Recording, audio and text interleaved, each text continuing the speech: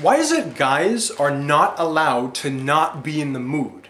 You know, guys are expected to be ready for sex at a moment's notice, you know? I mean, there's this misconception that guys are in the mood all the time, you know, 24 hours a day, 7 days a week, but it's actually not true. You know, I'd say, ladies, you know, guys are in the mood maybe 98% of the time. You know what the other 2% of the time is? The other 2% of the time that we're not in the mood is during that 20-minute waiting period after we have an orgasm. You know, I mean, just think for a second. Just imagine though, if as a guy, you can go your whole life in the mindset of that 20-minute waiting period, you know, where you don't think about sex at all. Imagine all the shit you would actually accomplish. Imagine all the novels you would actually finish reading, you know?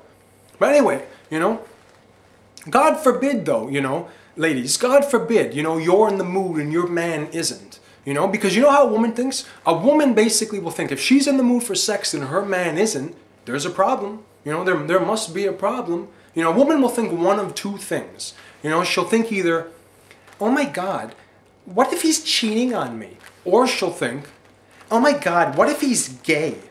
I mean, seriously, you know? Now, of course we all know, you know, women are not in the mood as much as guys, you know? So trying to get in there while your woman is in the mood is a lot like running after the subway train as the doors are closing, you know? Where the doors closing basically is represented by her legs closing as the mood is passing, you know? Ding, ding, ding. Oh, damn it. If only I didn't stop and buy that newspaper, I would have got in there. Oh. Maybe if I wait 5 minutes, maybe another mood train might swing by.